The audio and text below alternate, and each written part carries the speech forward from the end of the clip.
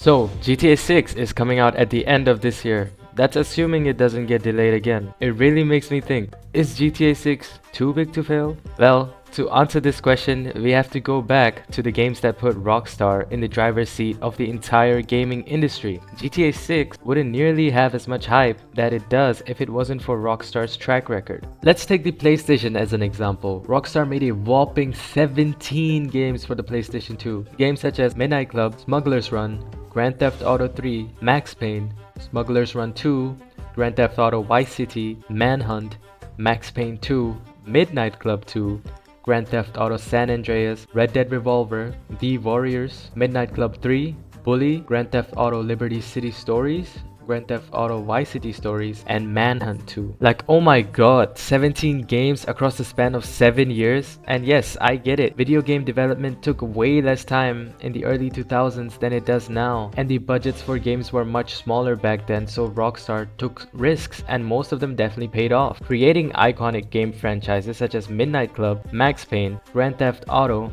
Manhunt, which we'll never get again, and unfortunately same goes for Bully, which I don't think we will see a sequel of anytime soon. Red Dead Revolver laid down the foundation for the hit series that we will definitely get to later in this video. What a great console to be a Rockstar fan. We got 17, yes 17 games in 7 years. Now let's move on to the PlayStation 3. We had games such as Midnight Club, Los Angeles, Grand Theft Auto 4, Red Dead Redemption, LA Noire, Max Payne 3, Grand Theft Auto 5. Wow, 6 games across 5 years? It's definitely less than the PlayStation 2, but the games were definitely bigger in scope, had better graphics, more budget, and were definitely some great games with great writing. Wow dude, I'm so excited for the PlayStation 4. Stronger technology, easier to develop for than the PS3. It's gonna be a great time to be a Rockstar fan.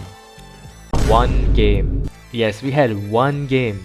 While it is one game, it's arguably Rockstar's best game in terms of its visuals, storytelling, open world, and realism. It is a masterpiece. I'm not counting GTA 5 as that was a PS3 game re-released for the PS4, so in the entire life cycle of the PS4 we had one Rockstar game. In present times, we have the strongest consoles in history and are yet to receive a new Rockstar game, which will come in the form of the long-awaited GTA 6. As you noticed, the PS2 and PS3 had plenty of games developed for and released by Rockstar. So what changed? Well, one thing is that the scope of these games increased exponentially, and following that the development cycles got longer, taking almost a decade to make the sequel to Red Dead Redemption and even longer to develop the sequel to GTA 5. But scope isn't the only answer as to why Rockstar takes so long to make new games. The online mode in GTA 5 released on the 1st of October 2013, and I don't think even Rockstar knew that it would blow up in the way that it did.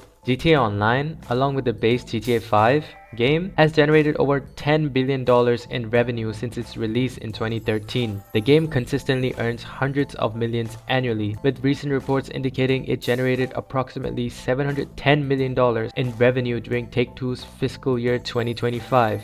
Driven heavily by consistent updates and in-game microtransactions.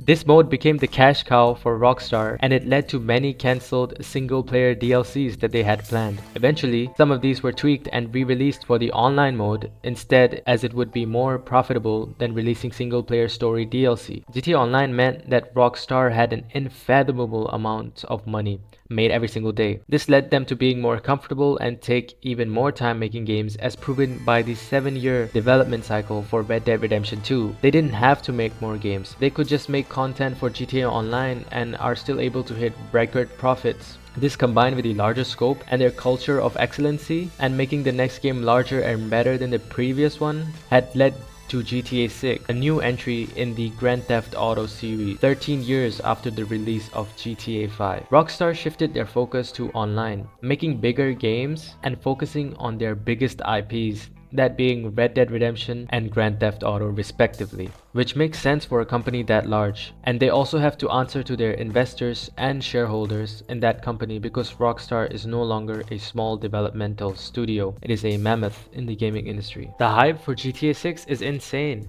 possibly even the most anticipated piece of media in the 21st century. The expectations are higher than they've ever been for any piece of media. Whether it can live up to the expectations, I don't know. But a question that I have is, Is GTA 6 too big to fail?